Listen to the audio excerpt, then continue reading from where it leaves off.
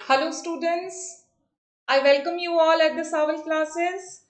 So I hope आप लोग बहुत ही ज़्यादा खुश होंगे, एक्साइटेड होंगे। आज आप लोग अपना बहुत ही इम्पोर्टेंट एक पेपर अटेम्प्ट करके आए हो, मास्टर केडर का एग्ज़ाम जो आपका था। और जैसा कि मैंने पेपर आपका देखा है, तो कुछ क्वेश्चंस को छोड़ के क्वेश्चंस बहुत ही सिंपल थे, बिल्कुल सीधे डाले हुए थे, जिसमें कोई कंफ्यूजन की चांसेस नहीं थे।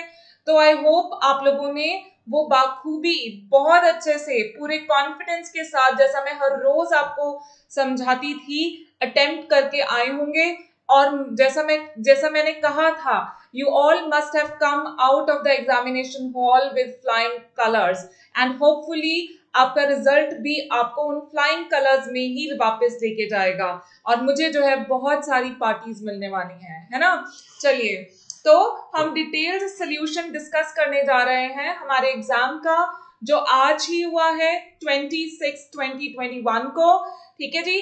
तो आप लोग इसके अकॉर्डिंग अपना जो है चेक कर सकते हैं कि आप कितने स्कोर कर रहे हैं। बाकी ऑफिशियल आंसर की में हो सकता है, कई बार होता है ना, ऑफिशियल आंसर की में किसी ना किसी आंसर को लेके कोई चेंज हो सकता है।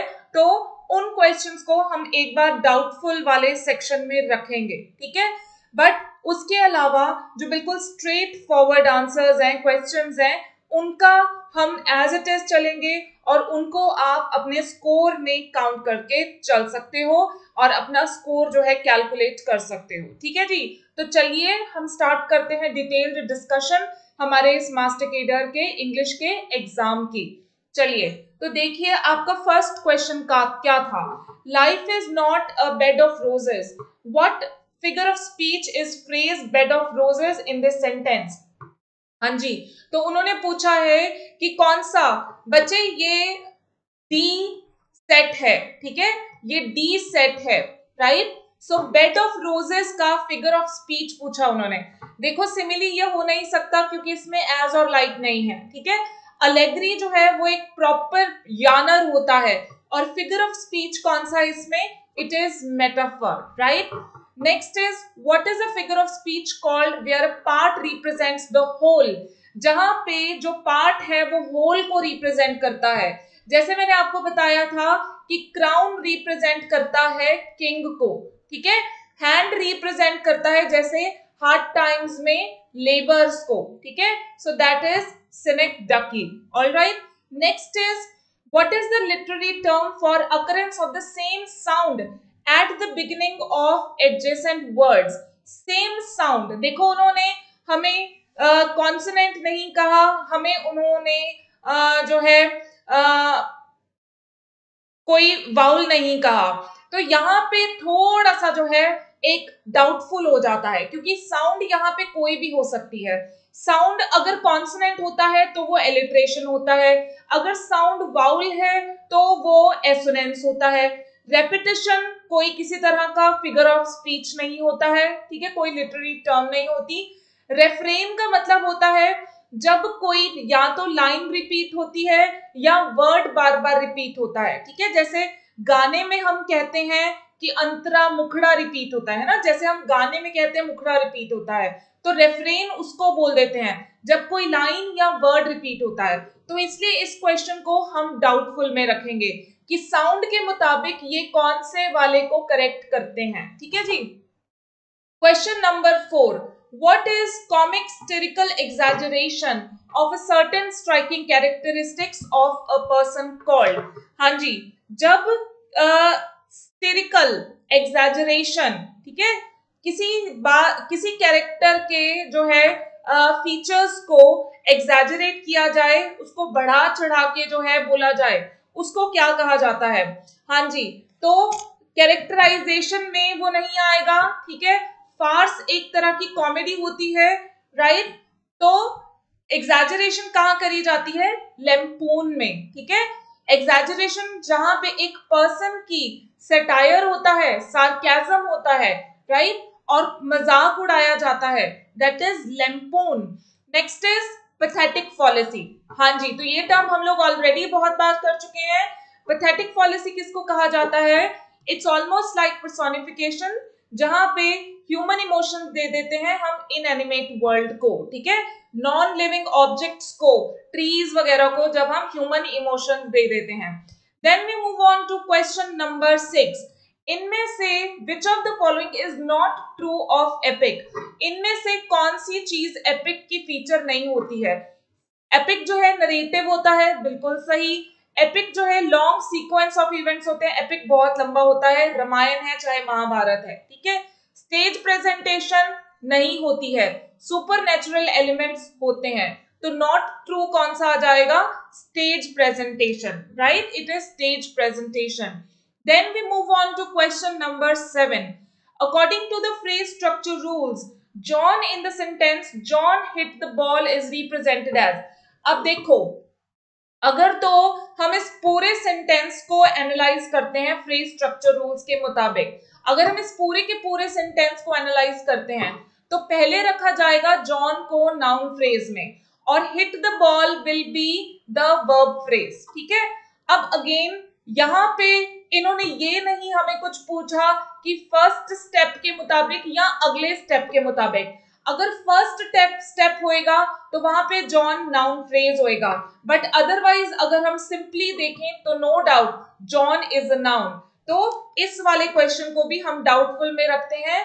हम देखते हैं कि जो एग्जामिनर है वो नाउन फ्रेज को करेक्ट करता है कि नाउन को करेक्ट करता है, ठीक है। मेरे मुताबिक अगर फर्स्ट स्टेप के मुताबिक चलते हैं तो ये नाउन फ्रेज होना चाहिए, बट अगर हम जनरल सेंस में बात करते हैं तो no doubt John is the noun, ठीक है। अब हम ऑफिशियल आंसर की वेट करेंगे, तो ये जो आंसर है ये भी डाउटफुल हो जाता है। Next is question number 8। What of the following is true about social linguistics? Social linguistics linguistics का एक सबजॉनर, ठीक है जी, deals with the effect of language on society, deals with the teaching of right pronunciation, deals with the effect of society on language use, find faults with language use। अगर इसको हम simply कहें तो it is a relationship between society and language, ठीक है, society और language के relationship को डिस्कस करता है। तो बेसिकली यहाँ पे आंसर आ जाएगा लैंग्वेज का असर नहीं होता सोसाइटी पे, सोसाइटी पे लैंग्वेज का असर होता है, ठीक है। लैंग्वेज का असर सोसाइटी पे नहीं होता, सोसाइटी पे लैंग्वेज के असर की वजह से जो ये सब डायलेक्ट्स और हमारे इडियोलेक्ट्स और एक्सेंट वगैरह जो है निकल के आते हैं, ठीक है जी। Next we move on to question number 9। What is a dialect? So dialect क्या होता है? It is a variety of language typical of one region, ठीक है, एक पर्टिकुलर रीजन की लैंग्वेज वैरायटी को हम डायलेक्ट बोलते हैं। Then next is What does accent refer to? मैं आप लोगों को बार बार बोलती थी कि जहां पे वर्ड प्रोनाउंसिएशन आ जाए, ठीक है, प्रोनाउंसिएशन से मतलब होता है एक्सेंट, ठीक है, चाहे हम अमेरिकन एक्सेंट कह दें चाहे हम ब्रिटिश एक्सेंट कह दें। चलिए, then we move on to question number 11। What does term register mean in social linguistics? हाँ जी, तो रजिस्टर का क्या मतलब होता है? अगेन एक पर्टिकुलर पर्पस के लिए यूज करी जाने वाली लैंग्वेज को हम सोशल लिंग्विस्टिक्स बोलते हैं, ठीक है, जिसको हम प्रोफेशन के साथ रिलेट भी करते हैं, राइट, प्रोफेशन के साथ भी रिलेट करते हैं। Question number 12। Which is the most flexible organ of speech? और ऑब्वियसली टंग से ज्यादा फ्लेक्सिबल ऑर्गन हमारा कोई भी नहीं है हमारे माउथ में। Question number 13। What are the sounds produced with the both lips called? जब दोनों लिप्स साथ में आते हैं तो कौन सी साउंड्स प्रोड्यूस होती है? इट इज बाइलेबियल, क्योंकि बाय का मतलब होता है टू और लेबियल का मतलब है लिप्स, ठीक है जी। Then we move on to question number 14। How many diphthongs are there in English? So कितने डिप्थोंग्स हैं? देयर आर 8 डिप्थोंग्स, ठीक है जी। What is the total number of consonant phonemes? Consonant sounds कितनी है total? So there are total 24 consonant sounds, ठीक है जी। नेक्स्ट हमारा आता है how is the vowel phoneme in the word seen describe? हाँ जी, कौन सी साउंड आएगी यहाँ पे? बड़ी ई वाली साउंड आएगी। बच्चे ये एक डायग्राम बनता है, वाउल चार्ट इसको कहा जाता है। मैं थोड़ा सा आपको बना के बताऊंगी, ज्यादा हम इसके डिटेल में नहीं जाएंगे, बस मैं सिंपली आपको बना के ये बताऊंगी। इसको टंग डायग्राम भी कह देते हैं और इसको वाउल डायग्राम भी कह देते हैं, ठीक है। तो ये कुछ इस तरीके से होता है, राइट। ये यहाँ पे बीच में इसके टंग बना दी जाती है, राइट। तो ये होता है ओपन, हाफ ओपन। एक मिनट, मैं आपको अच्छे से एक ब्लैंक पेज पे बना के दिखाती हूँ, wait. Yes. So this is how the diagram is made of the vowel chart, of the tongue diagram. Yes. Right. This is like this. Right. तो ये होता है open, half open,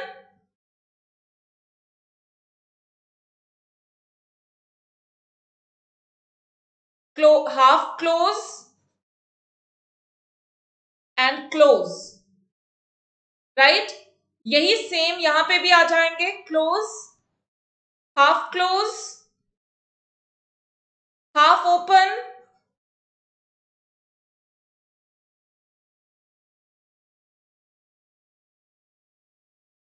just second, ये उल्टे हैं बच्चे, उल्टे। मैं इसको दोबारा लिखती हूं, क्लोज से शुरू होते हैं ये, हाँ जी। तो ये क्लोज से शुरू होते हैं, close, half close, half open and open, right.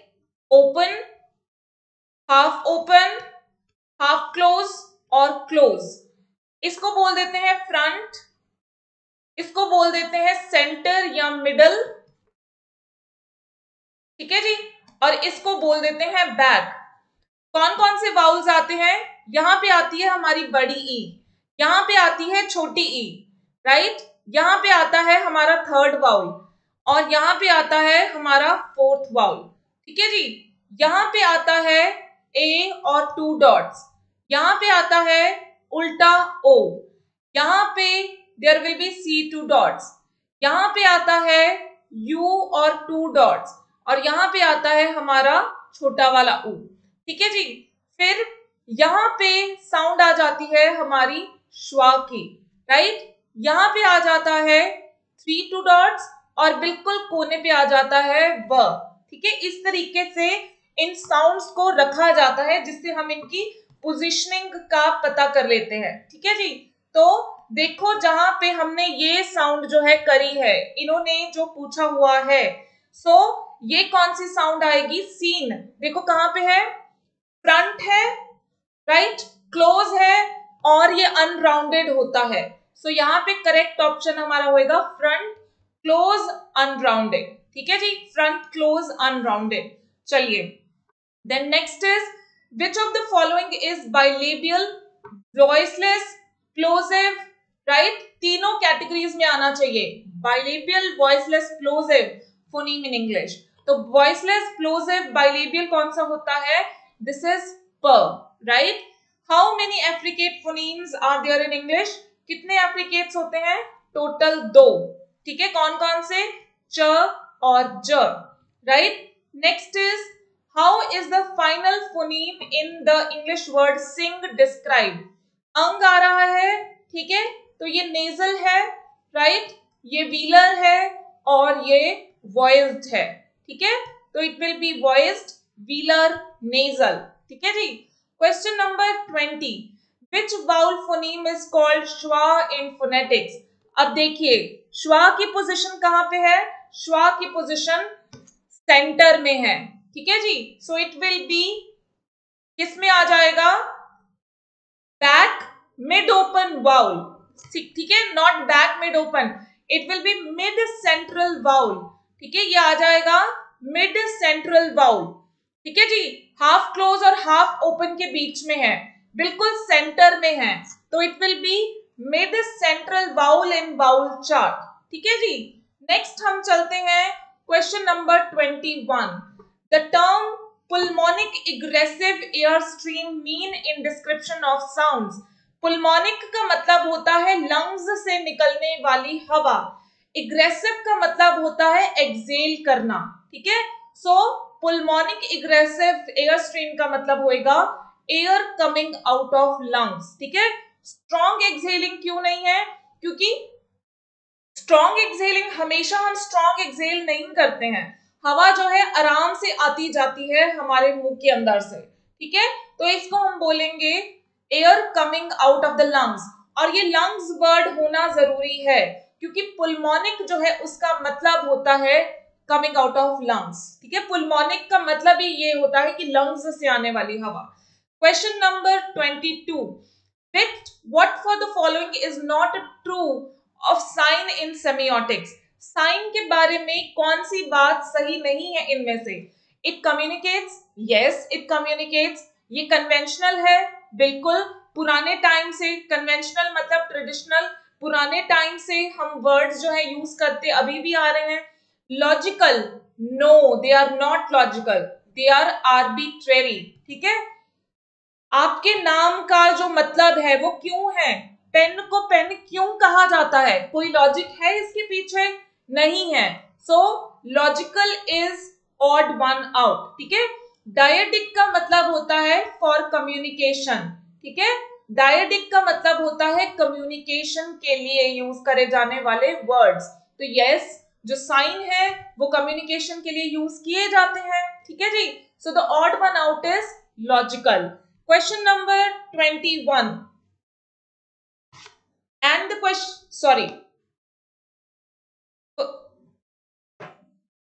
question number 23. After which of the following is the place of articulation for description and classification of consonant phoneme named? Place of articulation को हम place of articulation क्यों कहते हैं? क्योंकि इसमें passive active articulators भी होते हैं, पैसिव आर्टिकुलेटर्स भी होते हैं, ठीक है जी। So both the articulators, right, क्योंकि इसमें हमारे सारे आर्टिकुलेटर्स यूज होते हैं, फिर चाहे वो हमारी टंग है, हमारे टीथ है, हमारे टीथ रिज है, हमारा सॉफ्ट पैलेट है। Alright, which is the branch of linguistics that studies the words and rules of their formation? मैं आप लोगों को मेन वर्ड्स बोला करती थी, ठीक है, कि अगर वर्ड्स की स्टडी है तो वो है मॉर्फोलॉजी, अगर सेंटेंसेस की और उनकी सेंटेंस की फॉर्मेशन की स्टडी है तो वो है सिंटेक्स, ठीक है जी। Question number 25, in which category of morphemes do the prefixes fall? हाँ जी, प्रीफिक्सेस किस तरह के मॉर्फीम्स होते हैं? ये बाउंड मॉर्फीम्स होते हैं क्योंकि ये डिपेंडेंट होते हैं फ्री फॉर्म पे, ठीक है, ये डिपेंडेंट होते हैं। Question number 26, which is the branch of linguistics that deals with mental aspects of language? mental aspects of language के साथ कौन सी डील करती है ब्रांच? साइकोलिंग्विस्टिक्स, क्योंकि साइकी का मतलब ही हमारा ब्रेन होता है, हमारा माइंड होता है। Question number 27, give three term description of the first phoneme in English word sip. sip का आपको जो है 3 टर्म डिस्क्रिप्शन देना है। स तो किस में आता है? स एल्वियोलर, एल्वियोलर में आ जाता है, देन आ जाता है वॉइसलेस, राइट, एंड देन आता है फ्रिकेटिव, राइट, देन आता है fricative. All right, so it will be voiceless, alveolar, fricative, right? Question number 28. What is the position of vocal folds while producing voiced sounds? हाँ जी, तो voiceless में they are wide open, voiced में they are loosely held together. Very right question, loosely held together. Question number 29. Which of the following is distinctive requirement for articulation of a consonant sound? क्या requirement होती है एक consonant sound को produce करने के लिए? No closure of the air passage, complete और partial closure of the air passage, air has to be expelled या ऑडिबल फ्रिक्शन। इन्होंने डिस्टिंक्टिव पूछी है, देखो सबसे जो अलग होनी चाहिए, so it will be complete और partial closure of the air passage. जो एयर पैसेज है वो No, it is not complete or partial closure. इन्होंने कहा है closure, so it has to be no closure of the air passage. हमारी air passage कभी भी क्लोज नहीं होना चाहिए, ठीक है, हमारा एयर पैसेज कभी भी क्लोज नहीं होना चाहिए। या फिर यहाँ पे ये ऑडिबल फ्रिक्शन भी, क्योंकि किसी किसी में ये ऑडिबल फ्रिक्शन भी हो सकता है. So let's this keep this question in the doubtful questions. ठीक है, कि इसमें से कौन सा ये सही करते हैं. देखो एयर तो एक्सेल होएगी ही होएगी, राइट. इन्होंने डिस्टिंक्टिव रिक्वायरमेंट पूछी है, एक अलग सी रिक्वायरमेंट. तो no closure of the air passage, अब ये भी सिंपल सी बात है कि हाँ एयर पैसेज क्लोज होना ही नहीं चाहिए. कंप्लीट और partial closure of the air passage completely close हो जाएगा तो कोई हवा पास ही नहीं होएगी. ठीक है. Then air has to be expelled, audible friction. तो मतलब यहाँ पे ये कंफ्यूजन है कि ऑप्शन सारे सही लग रहे हैं लेकिन वो कौन सा सही करते हैं.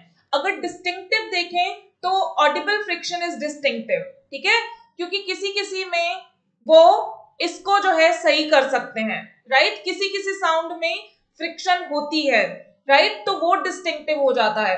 अब हमें वेट करनी है इसीलिए ऑफिशियल आंसर की. ठीक है जी. तो हम देखते हैं कि वो आपका कौन सा आंसर जो है करेक्ट करते हैं. तो let's just keep them in, let's just keep this question in the doubtful questions. all right, तो इसको हम जो है डाउटफुल वाले में रख लेते हैं. चलिए question number 30. what is the tongue shape and position of lower jaw during the articulation of monophthongs.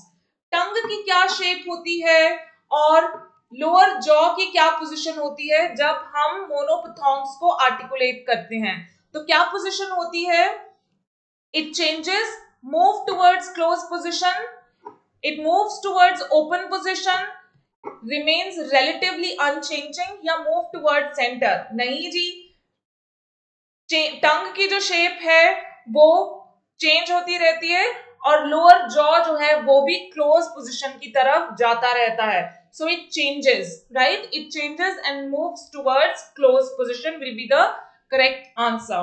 Next is, what is the significant feature of plosive consonant. Plosive consonant का significant feature क्या होना चाहिए. So yes, it is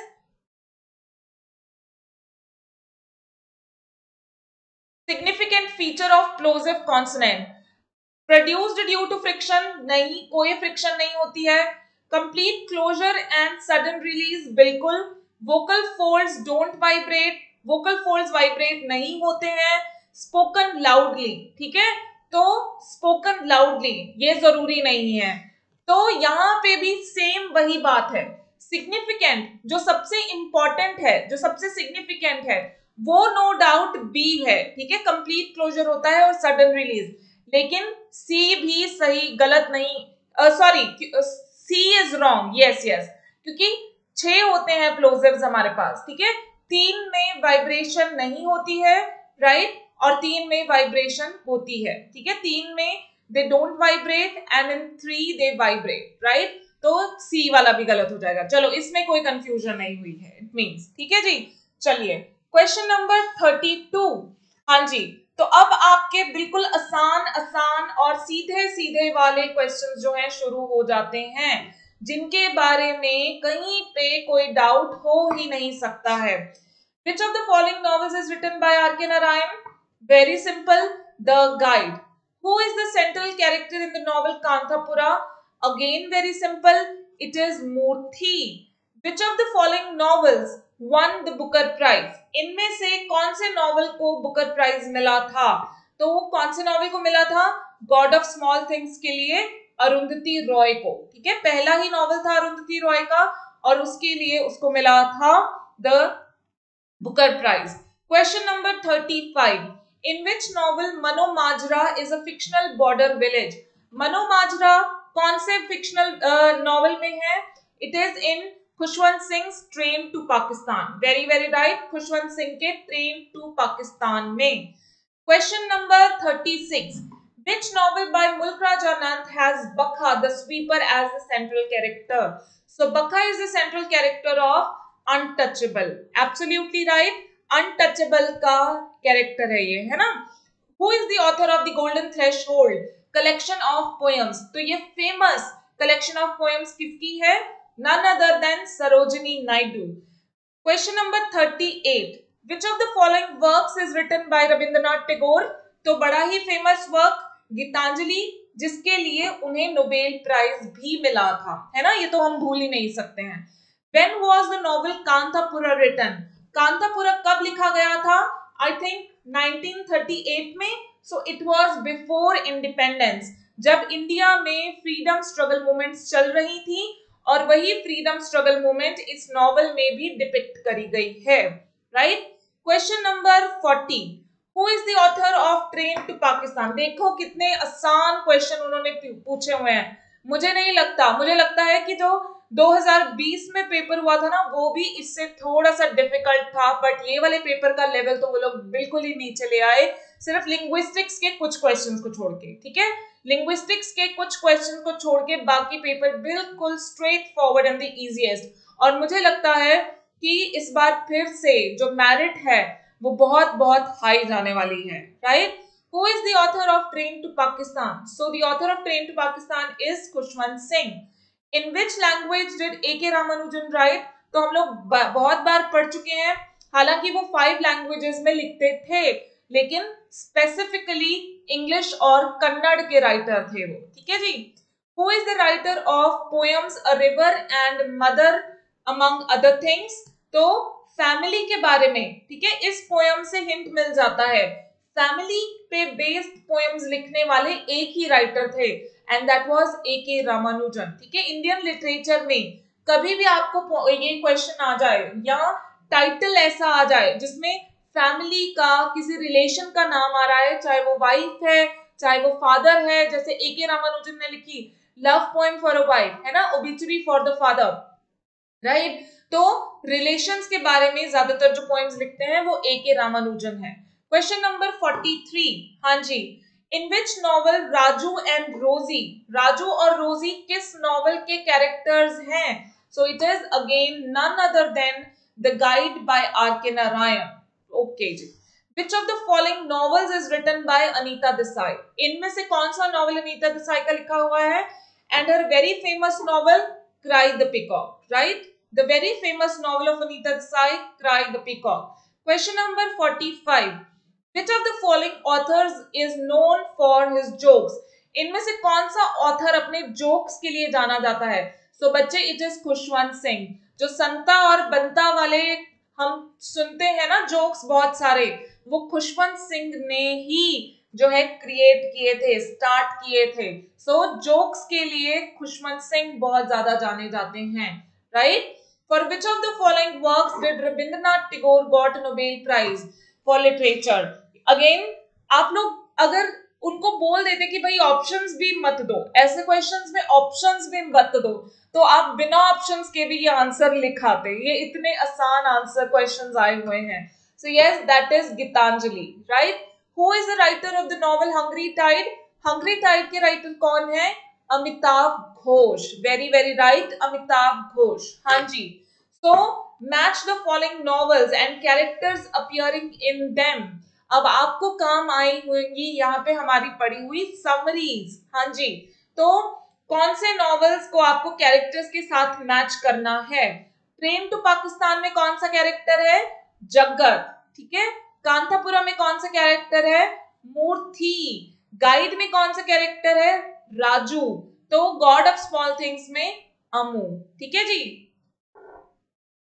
तो sequence क्या बनती है जो इन्होंने कहा है, arrange the second column in right order, इस कॉलम को हमने राइट ऑर्डर में प्लेस करना है। सो इट विल बी 4 2 1 3, क्या इनकी अरेंजमेंट बनेगी? 4 2 1 3। Question number 49, match the following authors and books, rearrange the second column in the right order. हाँ जी, खुशवंत सिंह की बुक ट्रेन टू पाकिस्तान, राजा राव की बुक कांतापुरा, R.K. नारायण की book the guide, right, and मुल्क राज आनंद की book coolie. Okay जी। तो क्या सही सीक्वेंस बनती है यहाँ पे? एक मिनट, मैं कुछ गड़बड़ कर गई। राजा राव की बुक कांतापुरा, R.K. नारायण की द गाइड एंड मुल्क राज आनंद की कूली। तो सही सीक्वेंस बनेगी 2 3 1 4, right. What is the name given to the period 1558 to 1603? Again हमारे लिए सबसे आसान सवाल, एलिजाबेथन एज इस पीरियड को कहा जाता है, कहा जाता था या कहा जाता है। Which of the following plays is written by Christopher Marlowe? इनमें से कौन सा प्ले क्रिस्टोफर मार्लो का लिखा हुआ है? सो डॉक्टर फॉस्टर्स, क्योंकि बाकी जो दोनों प्लेज हैं वो हैं शेक्सपियर के। क्वेश्चन नंबर 52, शेक्सपियर की डेथ कब हुई थी? हाँ जी, अगेन एक बड़ा ही इजी सवाल, अगर उन्होंने डेट्स भी पूछी ना तो वो भी इजीएस्ट वाली पूछी। शेक्सपियर की डेथ कब हुई थी? 1616 में। 1564 में उनका बर्थ हुआ था, 1616 में उनकी डेथ हुई थी। Question number 53, in which Shakespeare play Brutus and Mark Antony are main characters? So Brutus and Mark Antony कौन से शेक्सपियर प्ले के मेन कैरेक्टर्स हैं? जूलियस सीजर के। All right. Who is the writer of the Faerie Queene? Again आंखें बंद करके जवाब दे सकते हैं हम। It is Edmund Spenser. बस ये है कि हमें ऑप्शन नहीं पता लगेगा तो OMR शीट पे मार्क करने के लिए हमें आंखें खुली रखनी जरूरी है। To whose reign Jacobean period refers? Jacobean period में कौन राज कर रहा था? James I. All right. Question number 56. Which time period does Jacobean era in English literature refer to? Jacobean era कब स्टार्ट हुआ था? 1603 से 1625 तक के पीरियड को Jacobean era कहा जाता है। ठीक है जी। Question number 57. Which of the following poems is not written by John Donne? कौन सी पोयम जॉन डन की नहीं है? It is MacFlecknoe. और ये किसकी है? ड्राइडन की। Who has written Paradise Regained? अरे भाई, जिसने Paradise Lost लिखा है। Yes, it is John Milton. All right. Question number 59. For the poetic technique, which poet the term conceit is usually used? कौन सा poet conceits ज्यादा use करता था? None other than the metaphysical poet John Donne. How is the poem Absalom and Achitophel best described? क्या best description होएगी अब्सैलोम and अकीटोफेल की? ये love poem नहीं है, ये रिलीजियस पोएम नहीं है, ये एलेगोरिकल सटायर है। यस, एपिक जितना लंबा नहीं है। ठीक है जी। Which of the following plays is written by Ben Jonson? तो बेन जॉनसन का इनमें से कौन सा लिखा हुआ प्ले है? Every man in his humour, क्योंकि बाकी जो प्लेज हैं वो शेक्सपियर के लिखे हुए हैं, लेकिन every man in his humour में शेक्सपियर ने नोवेल का रोल प्ले किया था। Question number 62. Which poem of John Donne begins with the line busy old fool, unruly son?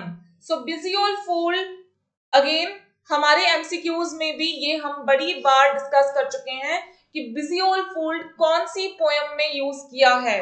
So it is the sun rising में। All right. Question number 63. With which dramatist the term comedy of humors is associated? Comedy of humors किसके साथ associated है? It is associated with Ben Jonson, right? हमने discuss करे थे, 4 humors भी इन्होंने दिए थे, right? In which poem does John Donne compares an insect to a temple of love? Flea में, right? Flea को वो कहते हैं हमारा temple of love. Who is the writer of Sonnet on his blindness? जो राइटर ब्लाइंड हो गए थे अनटाइमली और ब्लाइंड होने के बाद उन्होंने लिखा अपना सबसे famous epic, Milton that was. Question number 66. Who declares in Paradise Lost it's better to reign in hell than to serve in heaven? हाँ जी, it's better to reign in hell than to serve in heaven किसने बोला था? Saturn ने बोला था, इसीलिए Saturn ने अपने लिए हेल क्रिएट करा। फिर Milton's Paradise Lost is a satire? No, it is not a satire, it is not a historical poem, it is not a comedy, but it is an epic, right? Question number 68. Restoration period begins with the crowning of. Restoration period में किस king की crowning हुई थी? सो Charles II की। ठीक है, उससे पहले कुछ टाइम तक जो है किंग्स जो है वो मतलब किंगशिप जो है बैन हो गई थी, राइट? एग्जीक्यूट कर दिया गया था, एग्जीक्यूट कर दिया गया था चार्ल्स I को, और कुछ सालों के लिए कोई राजा नहीं था इंग्लैंड में। Theatres remained band in England for 12 years। तो यहाँ पे आप ये चीज ध्यान दे सकते हो कि खुले कब थे। अगर किसी को डाउट रहा हो ना तो खुले वाली डेट रेस्टोरेशन एज की स्टार्ट होता है 1660 में, राइट? तो this is the correct option. 1648 से लेके 1660 तक बंद रहे थे। Match the following authors and there works. So Milton का वर्क है लिसिडस, बेन जॉनसन का वर्क है वॉलपोन, राइट? बेन जॉनसन का वर्क है वॉलपोन, ड्राइडन अब्सैलम एंड कीटोफिल, और मार्लो का डॉक्टर फॉस्टर्स। तो सही सीक्वेंस क्या बनती है? 4132, right? The right sequence is 4132। चलिए, match the following text and characters. Text और कैरेक्टर्स को मैच करना है यहाँ पे। पैराडाइज लॉस्ट का कैरेक्टर है सैटन, ठीक है, जो कि विलन, हीरो है, नॉट विलन, हीरो है पैराडाइज लॉस्ट का। वॉलपोन में मॉस्का, जूलियस सीजर में मार्क एंटनी, और किंग लियर में किंग लियर की बेटी Cordelia. So the right sequence is 2143, very very right. Question number 72. Which of the following authors belong to Augustan age? So, pope भी Augustan age के थे, Samuel Richardson भी Augustan age के थे। ये दोनों किस एज के थे? जेकोबियन एज के, ठीक है जी। So it is both 1 and 2, right? Which of the following is the most distinctive feature of Augustan age? तो जिसके लिए पोप जाने जाते थे, जिसके लिए जॉनथन स्विफ्ट जाने जाते थे ऑगस्टन एज के, क्या लिखते थे ये लोग? ये लोग सटायर्स लिखा करते थे, ठीक है जी। Name the heroine of the rape of the lock. हाँ जी, रेप ऑफ द लॉक की हीरोइन कौन थी? बेलिंडा, ठीक है, जो कि किस रियल कैरेक्टर को डिपिक्ट कर रही थी? एराबेला फर्मर को। Question number 75. The poem the rape of the lock is written by Alexander Pope. Alright, very easy question again it was. Question number 76. Gulliver's Travels is written by. हाँ जी, Gulliver's Travels किसने लिखा था? Again a very very easy question. Gulliver's travel किसका work था? Jonathan Swift का। Alright, question number 77. Match the following authors and texts. Joseph Edison का work था उनकी जर्नल स्पेक्टेटर, अलेक्जेंडर पोप का the rape of the lock, Jonathan Swift का Gulliver's travel, और Richardson का एपिस्टलरी नॉवल टैमिला। सो राइट सीक्वेंस क्या है? 2413, राइट? नॉवल, अब देखो इन्होंने कैसे क्वेश्चंस डाले हैं, मैं हैरान हो रही हूँ, कितना इजी इन्होंने कर दिया। पिछले में इन्होंने डाल दिया कि गुलिवर ट्रेवल किसका है, ठीक है, यहाँ पे उन्होंने मैच द फॉलोइंग में डाल दिया, यहाँ पे मैच द फॉलोइंग में डाल दिया पैमेला, ठीक है, और यहाँ पे वापस पूछ लिया। उन्होंने आपको फ्री के नंबर दिए हैं एक तरीके से, है ना। So Pamela is written by Samuel Richardson, ठीक है, जो कि उनका एपिस्टलरी नॉवल था। Question number 79. Which of the following is a mock epic poem? Mock epic poem कौन सी है इनमें से? It is Rape of the Lock, right? क्योंकि ये तो बकायदा एक epic है और ये एक simple poem है, ठीक है। So mock epic poem कौन सी है? Rape of the Lock. What is distinctive of an epistolary novel? Epistolary novels के बारे में खास बात क्या होती है? खास बात क्या होती है? ये लेटर्स के साथ लिखा जाता है, इसमें लेटर्स होते हैं, right? Tom Jones is a novel written by. Tom Jones किसका नॉवल है? हेनरी फील्डिंग का, ठीक है जी। Tom Jones a foundling. Sophia Western, Tom and Squire Allworthy. Again देखो कितना इजी इन्होंने क्वेश्चन पूछा है। वैसे हम यहां से थोड़े से कंफ्यूज भी हो सकते हैं, बट अगर आपने थोड़ी सी भी समरी पढ़ी है तो आपको बकायदा याद होगा कि ये सारे कैरेक्टर्स कौन से नॉवल के हैं? टॉम जोन्स के नॉवल में, right? The picaro, the main character in a picaresque novel is. Picaro कौन होता है? पिकारो मिथिकल कैरेक्टर नहीं होता, आइडियल हीरो बहुत अच्छा भी नहीं होता, एक लवेबल रोग होता है, ठीक है। रोग मींस इधर से उधर भटकने वाला, इधर से उधर घूमने वाला, राइट? जो कि कभी कभार लोगों को डिस्गाइज में जो है जाके मिलता है, राइट? लेकिन वो विलन नहीं, विलन भी नहीं होता, राइट? वो विलन भी किसी को नुकसान नहीं पहुंचाता। ये बात यहाँ पे नोटिस करने वाली थी कि एक पिकारो जो है वो कभी किसी को नुकसान नहीं पहुंचाता। Alright, then we move on to question number 84. Romantic period in English literature refers to. देखो रोमांटिक पीरियड की कब शुरुआत हुई? 1798 से 1837, ठीक है। तो इट मींस कौन से ईयर्स हो गए? अर्ली 19th सेंचुरी, ठीक है, अर्ली 19th सेंचुरी के, क्योंकि 98 18th सेंचुरी के 2 साल ही रह गए, वो तो हम गिनेंगे ही नहीं, तो बाकी हम गिनेंगे अर्ली 19th सेंचुरी को, 1837 तक के टाइम पीरियड को। चलिए, songs of innocence and experience is written by, किसने लिखे थे ये? विलियम ब्लेक ने। Kubla Khan is a famous poem written by, Kubla Khan किसकी फेमस पोएम है? एस.टी. कोलरिज की, right, it is a famous poem by S T. Coleridge. All right, question number 87, Lucy Gray किसकी poems हैं? अगेन आपको ये भी बार बार बताया गया था कि लूसी पोएम्स किसने लिखी थी? विलियम वर्ड्सवर्थ ने लिखी थी लूसी पोएम्स, और यहाँ पे तो इन्होंने सीधा ही नाम डाल दिया, इन्होंने वो 5 लूसी पोएम्स के नाम ही नहीं डाले, है ना, जिसमें इन्होंने अलग अलग से टाइटल्स थे, 5 लूसी पोएम्स जो हम लोगों ने करी थी, इन्होंने तो सीधा ही डाल दिया, तो these are written by William Wordsworth. Question number 88, again देखो, मुझे लगता है दुनिया का सबसे आसान सवाल, दुनिया का सबसे आसान सवाल, लिरिकल बैलेड्स किसने पब्लिश करे थे? किसकी पोएम्स की कलेक्शन थी?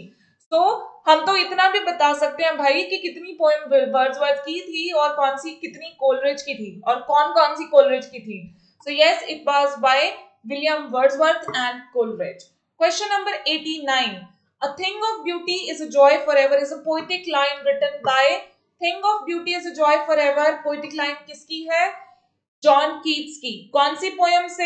हम लोगों ने ये भी करा हुआ है, it is from Endymion. Question number 90, which of the following poets was an opium addict? Right, तो it was saint S T. Coleridge, ठीक है जी, और इसी नशे में he was writing कुबला Khan and he slept, right? Question number 91, which of the following novels is not written by Jane Austen? So yes, that is Ivanhoe, क्योंकि ये Scott का novel है। Question number 92, Sir Walter Scott is known for father of historical novels, ठीक है, जिसको father of historical novels कहा जाता है, तो वहां पे हमें कोई डाउट हो ही नहीं सकता है, right? So he is known for historical romances.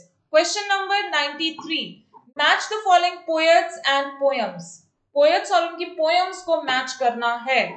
Wordsworth का work Tintern Abbey, right. Lord Byron की poem Don Juan, it is Don जुआन।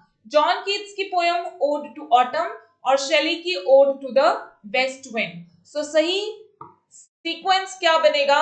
1 4 2 3। All right, question number 94, which of the following works is not written by Lord Byron? इनमें से कौन सा work Byron का लिखा हुआ नहीं है? तो कौन सा वर्क बायरन का लिखा हुआ नहीं है? फ्रैंकेनस्टीन, क्योंकि ये किसका है? It is by Mary Shelley, right, it is by Mary Shelley. हाँ जी, question number 95, the elegy Adonais is written by, किसने लिखी थी एडोनिस? कीट्स की डेथ पे, so it was written by P B. Shelley. All right, question number 96, if winter comes can spring be far behind, किस poet की line है ये? किसने लिखी है ये?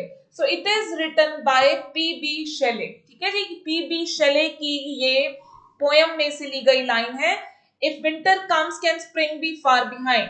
हाँ जी, और कौन सी पोएम में से ली गई है? कौन सी पोएम में से ली गई है? It is taken from ode to the west wind, ठीक है, ode to the west wind में से, जो कि शेले की फेमस पोएम है, उसी में से ली गई है। Question number 97,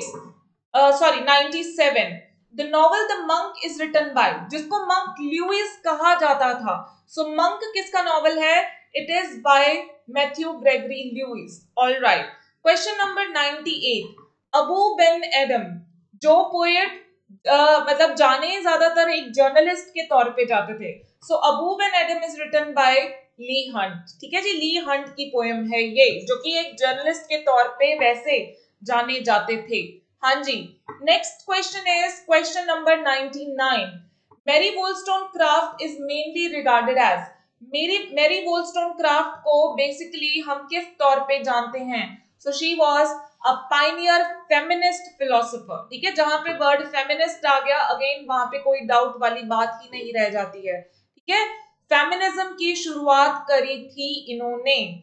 all right, question number 100, तो यहाँ पे भी आपको match the following authors and texts, authors को और उनके टेक्स्ट को मैच करना है। हाँ जी, सो ली हंट की पोयम थी the story of Rimini, right. Leigh Hunt की पोयम थी story of Rimini. Matthew Gregory Lewis का नॉवल था द मंक, ठीक है, इसीलिए उनको मंक लुईस भी कहा जाता था। मैरी वोllstonecraft का a vindications of the right of women, right, और मैरी शेले का फ्रैंकेनस्टीन। तो सही सीक्वेंस क्या बनेगी? 2 3 1 4। All right, question number 101, in which novel of Jane Austen Elizabeth Bennet and Darcy are central characters? तो अगेन बड़ा सिंपल सा सवाल, ये प्राइड एंड प्रेजुडिस के कैरेक्टर्स हैं ये दोनों, ठीक है जी। Question number 102, which of the following authors belong to the Victorian age? Victorian age को कौन सा राइटर बिलोंग करता है इनमें से? So it is Robert Browning, क्योंकि ये दोनों किस एरा को बिलोंग करते हैं? रोमांटिक एरा को। All right, question number 103, who is the author of the mayor of Casterbridge? Mayor of Casterbridge किसने लिखा था? It was Thomas Hardy. कौन था मेयर? हेंचर्ड, जो अपनी बेटी और वाइफ को सेल कर देता है 5 गिनीज में। Alright, question number 104, the poem in memoriam is written by. 17 years लगे थे इस राइटर को ये पोएम लिखने में, अपने फ्रेंड की डेथ पे लिखी थी ये poem. Alfred Tennyson, right, Alfred Lord Tennyson.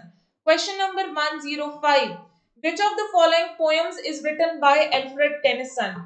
Right, तो ये दोनों पोएम्स ब्राउनिंग की हैं, है ना। My last duchess of Fra Lippo Lippi, ode to Grecian Keats की है, और टेनिसन की कौन सी रह जाती है? The charge of the light brigade, ठीक है। इस तरीके से आप जो एलिमिनेशन वाला रूल होता है ना, वो इस तरीके से अप्लाई हम कर सकते हैं जहां कहीं पे हमें डाउट हो।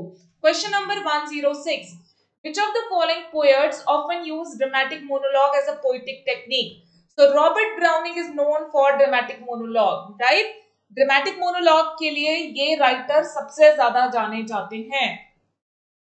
Question number 107, grammarian's funeral is a poem written by, जिसमें स्टूडेंट्स अपने जो टीचर के फ्यूनरल के लिए एक ऊंची जगह ढूंढने की कोशिश करते हैं कि यहाँ पे इसको नॉर्मल लोगों के साथ हम इसका फ्यूनरल नहीं कर सकते। So that happens, that poem is by Robert Browning, right. Heroes and hero worship is a work written by, it is written by Thomas Carlyle. देखो पिछली बार इन्होंने फिर भी हीरोज एंड हीरो वर्शिप में से डीपर क्वेश्चन एक डाला था, अब तो इन्होंने बिल्कुल ही इजी आप लोगों के लिए कर दिया पेपर, और मैं इमेजिन ही नहीं कर सकती थी इतना इजी पेपर, मैं इमेजिन ही नहीं कर सकती थी। बस वो जो लिंग्विस्टिक्स और लिटरेरी टर्म्स में इन्होंने डरा दिया सो डरा दिया, बाकी कुछ भी नहीं डरने वाला था। Match the following authors and works. Thomas Carlyle का वर्क देखो वापस डाल दिया इन्होंने, heroes and hero worship. John Ruskin का सबसे फेमस वर्क, गांधी जी को इंस्पायर करने वाला, अनटू दिस लास्ट। वॉल्टर पेटर का द रिनेसेंस, ठीक है, जो कि उसकी गोल्डन बुक कही जाती थी, और एमिली ब्रॉन्टे का द वुदरिंग हाइट्स। सो सही सीक्वेंस क्या बनेगी? 4 3 2 1। ओके जी, next is art for art sake is a movement associated with the ideas of, again बहुत ही बार रटा हुआ हमारा question, art for art sake किसके साथ एसोसिएटेड थी? वॉल्टर पेटर के साथ। It was associated with Walter Pater. Question number 111, which of the following novels is written by Charlotte Bronte? Charlotte Bronte का नॉवल इनमें से कौन सा है? जेन आयर, ठीक है, this is by George Eliot, और मिडिल मार्च और एडम बीट दोनों जॉर्ज इलियट के, और ये डिकिंस का, है ना। Question number 112, Heathcliff is the central character in the novel. Heathcliff कौन से नॉवल का कैरेक्टर था? एमिली ब्रॉन्टे के नॉवल का वुदरिंग हाइट्स का, ठीक है, जो कि एक बड़ा ही पैशनेट सा कैरेक्टर दिखाया गया है, right. Question number 113, which of the following novels is not written by Charles Dickens?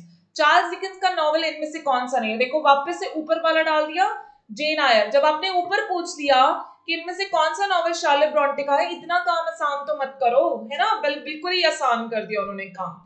Question number 114, match the following novels and the characters that appear in them. Novels और कैरेक्टर्स को match करना है। Wuthering Heights का character है, again पीछे वाले question में से ही पिक कर लिया इन्होंने, हीथक्लिफ। ग्रेट एक्सपेक्टेशंस में कैरेक्टर है पिप, जिसका नाम है फिलिप पिरिप, है ना। मेयर ऑफ कैस्टरब्रिज अभी मैं आपको बता के हटी हूँ, Michael Henchard. And mill on the floss का मेन कैरेक्टर मैगी टुलिवर। तो सीक्वेंस क्या बनती है, 4 1 2 3, right. So the right sequence is 4 1 2 3। Question number 115, Mary Ann Evans wrote novels under the pen name. Mary Ann Evans का pen name क्या था, George Eliot, right, it was George Elliot.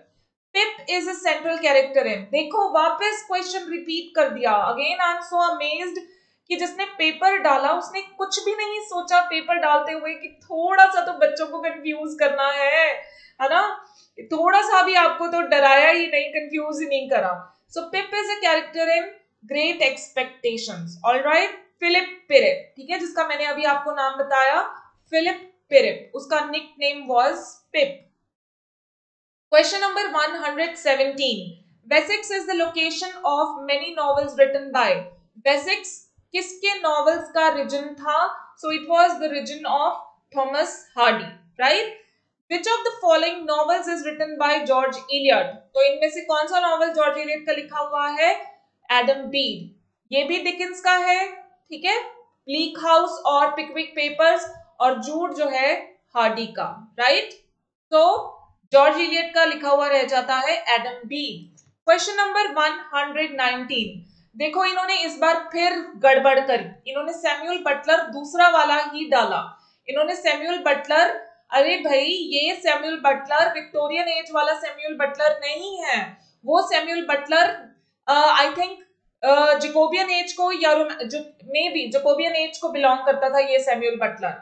So hoodie brass किसका है, Samuel Butler का। वो चलो आप लोगों को पता था, पिछली बार भी आपको ये क्वेश्चन डाला था तो आप लोग आसानी से करके आए हो, है ना।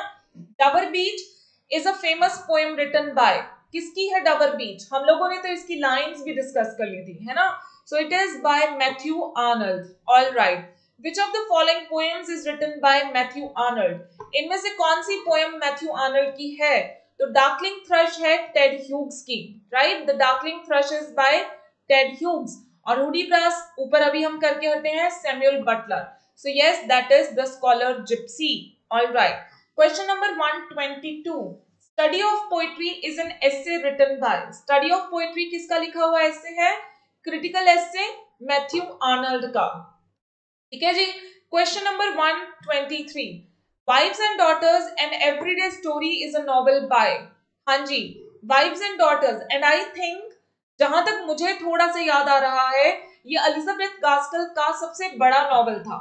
थोड़ा सा मुझे याद आ रहा है, क्लियरली मैं श्योर नहीं हूं, लेकिन कहीं ना कहीं ऐसे लग रहा है पढ़ा हुआ कि एलिजाबेथ गास्कल का लेंथिएस्ट नॉवेल था ये, ठीक है जी। Question number 124, the waste land is a poem written by T S Eliot, ठीक है जी। वेस्टलैंड 5 पार्ट्स की पोएम, 434 लाइंस की पोएम, टीएस इलियट की लिखी हुई। Which of the following novels is written by Virginia Woolf? Virginia Woolf का सबसे famous novel. So the yes, that is Mrs. Dalloway. Question number 126. T.S. Eliot's work Murder in a Cathedral is a verse drama, ठीक है। सो इसको क्या कहेंगे हम? एक poetic play, ठीक है जी। ये एक वर्स ड्रामा भी कहा जाता है, सेम बात हो गई, poetic play. Question number 127, in which poem TS Eliot the line this is the way the world ends not with a bang but with a whimper. हाँ जी, हम लोगों ने हमारे एमसीक्यूज में ये लाइन करी थी, this is the way the world ends. कौन सी फेमस पोएम में से, टीएस इलियट की कौन सी फेमस पोएम में से ये लाइंस ली गई हैं? So this is taken from, हाँ जी, कौन सी फेमस पोएम में से ली गई है? हॉलो मैन में से, ठीक है जी। It is taken from hollow man, all right. Question number 128, which of the following authors was associated with Bloomsbury Group? So इनमें से कौन से राइटर ब्लूम्सबेरी ग्रुप के साथ एसोसिएटेड थे, जिन्होंने ब्लूम्सबेरी ग्रुप एक्चुअल में बनाया था अपने हस्बैंड के साथ मिलके? So that was Virginia Woolf. All right. Question number 129. Which of the following novels employs stream of consciousness technique? हाँ जी, तो कौन से नॉवल में stream of consciousness technique Virginia Woolf को क्रेडिट जाता है? इस टेक्निक को इजी बनाने का, और वर्जीनिया वुल्फ ने ये अपने नॉवल में मिसेस डेलोवे में पहली बार इसको एम्प्लॉय किया था। Question number 130, in which of the following novels, वैसे ये एक्चुअल में माराबार केव्स थी, ठीक है, माराबार केव्स थी, मालाबार नहीं थी, माराबार थी, ठीक है। सो माराबार केव्स कौन से नॉवल की लोकेशन है? Passage to India, E.M. Forster के पैसेज टू इंडिया की। Question number 131, and the question number 131 is, who is the author of the novel Sons and Lovers and Rainbow? बड़े ही फेमस नॉवल, और rainbow तो जो ban भी हुआ था, so it was by D.H. Lawrence. All right, it was by D.H. Lawrence. Question number 132, in which continent most of the action in the novel Heart of Darkness takes place? हाँ जी, heart of darkness का action, heart of darkness की location कौन सी है, कौन सा continent? So that was Africa, ठीक है, जिसमें कॉन्गो रीजन था, Congo region. Question number 133, who is the author of novels A Portrait of the Artist as a Young Man and Ulysses? Again very easy question. Portrait of the Artist as a Young Man और Ulysses के writer कौन है? It is James Joyce. All right, it is James Joyce. Question number 134, match the following novels and authors. Sons and Lovers किसका है? Sons and Lovers किसका है? D.H. Lawrence का। Passage to India E.M. Foster का। देखो वापस वही चीजें रिपीट करी हुई है, मैं हैरान हूं, मैं बहुत ज्यादा हैरान हूं आज का पेपर देख के। और मुझे ये लगता है, सच में मुझे ये लगता है कि 130 से 135 से नीचे कोई बच्चा जाना ही नहीं चाहिए। अगर वो लिंग्विस्टिक्स वाले क्वेश्चंस अगर गलत भी हो गए हैं, ठीक है, 130 135 से नीचे कोई बच्चा जाना, कोई भी बच्चा नहीं जाना चाहिए, मेरा दिल ऐसा कह रहा है। सो यूलिसेस किसका नॉवल था? जेम्स जोइस का। और लॉर्ड जन किसका था? जोसेफ कॉनरेड का। सो सही सीक्वेंस क्या बनती है? 3 2 1 4। All right, question number 135, match the following characters and authors. कौन से ऑथर्स के कैरेक्टर्स हैं ये, कौन से ऑथर्स ने क्रिएट करे हैं ये? कर्ट्स किसका कैरेक्टर है? कर्ट्स कैरेक्टर है जोसेफ कॉनरेड का। कौन से नॉवल का? कौन से नॉवल का? हार्ट ऑफ डार्कनेस का, ठीक है जी। So it is the character of Joseph Conrad. Professor Godbole is the character in a passage to India, ठीक है, जो कि हिंदू ब्राह्मण होता है और जो इंटरफियर नहीं करता होता है, ठीक है जी। Next is Septimus. So Septimus character है मिसेस डेलोवे में, ठीक है जी, सेप्टिमस कैरेक्टर है मिसेस डेलोवे में। और स्टीफन डेडलस कैरेक्टर है यूलिसेस में, ठीक है जी, he is the character in Ulysses. तो सीक्वेंस क्या बनती है? 4 1 2 3।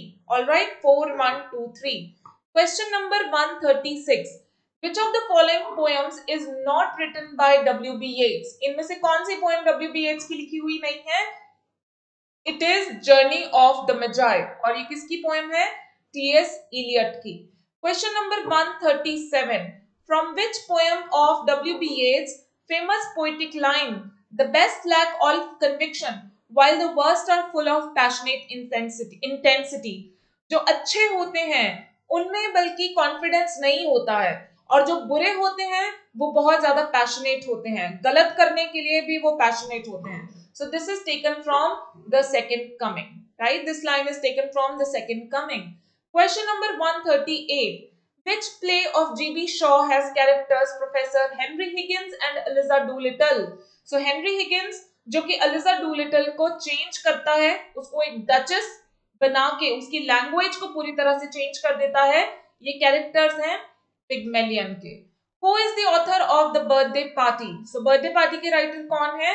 हेरल्ड पिंटर, ठीक है, अब्सर्ड ड्रामेटिस्ट जो थे हेरल्ड पिंटर।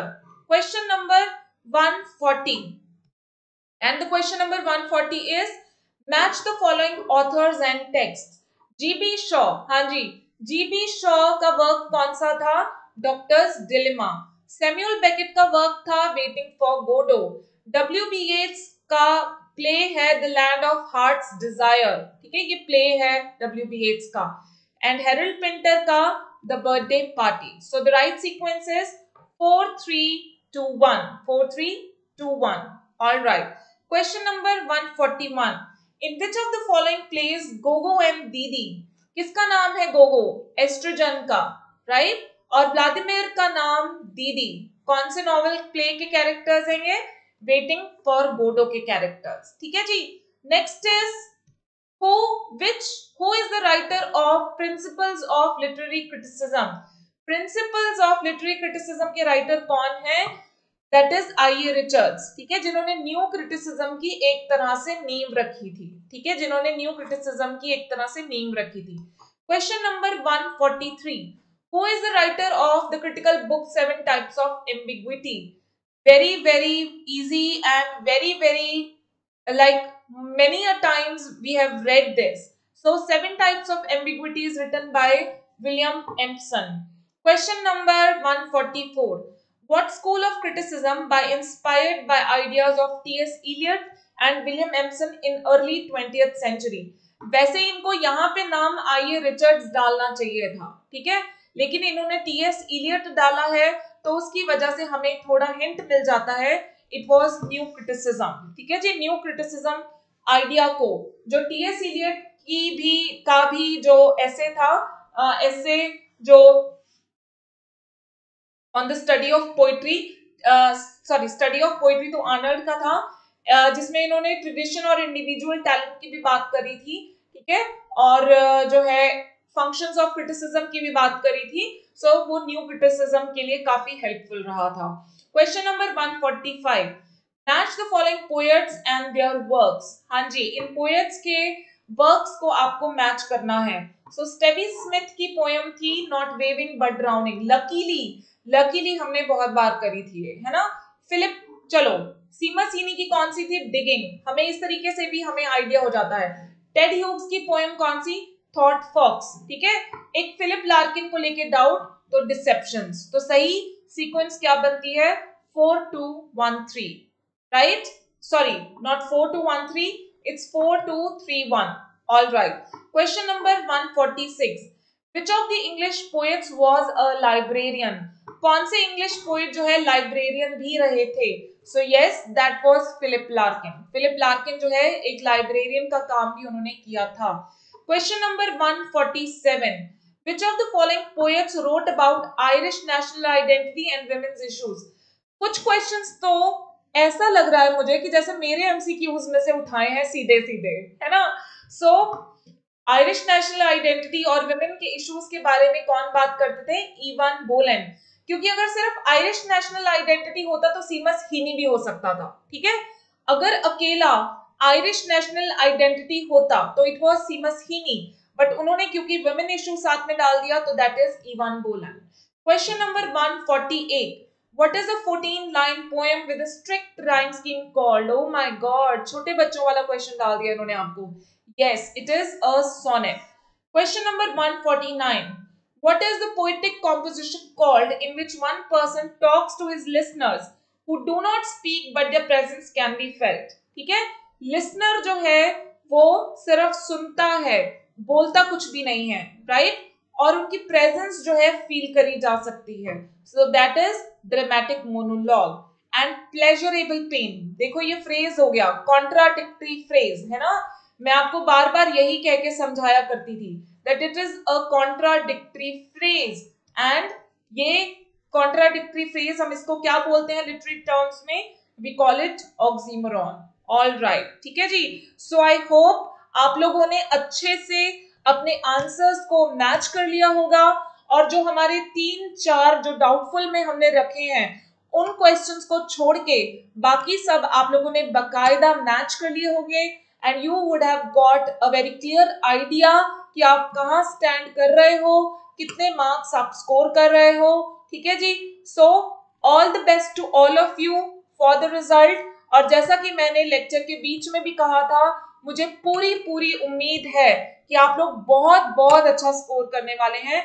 अब सारा का सारा खेल रह जाता है कि मेरिट कितनी जाती है, जो कि मुझे उम्मीद है काफी अच्छी खासी, पिछली बार से ज्यादा जाने वाली है। मार्क माय वर्ड्स, पिछली बार से ज्यादा जाने वाली है मेरिट, राइट। और मुझे साथ साथ ये भी विश्वास है कि जो भी हमारे स्टूडेंट्स हैं उनमें से किसी के 140 से कम मार्क्स नहीं होंगे। ये मुझे पूरा विश्वास है कि मेरे स्टूडेंट्स के मार्क्स 140 से कम बिल्कुल भी नहीं होंगे, राइट? इनफैक्ट किसी के भी नहीं होने चाहिए। So all the best to all of you for your good results. आप लोगों की मेहनत आप लोगों को फल देने वाली है बहुत ही जल्दी। अच्छे से इन आंसर्स को मैच कीजिए, ऑफिशियल आंसर की भी वेट कीजिए। जो 2-4 क्वेश्चंस हमारे डाउटफुल में हैं उनके लिए, और बाकी की वेट हम करेंगे हमारे रिजल्ट की, right? So thank you so much all of you, have a very good day and don't stop learning. ठीक है, you are going to become teachers, right? तो मैं आप लोगों को एक यही बात बोलूंगी कि लर्निंग हमारी यहीं पे स्टॉप नहीं हो जाती है। हम टीचर्स हैं तो हमारे लिए लर्निंग बल्कि डबल हो जानी चाहिए, right? All the best to all of you for your results, for your future. Thank you so much.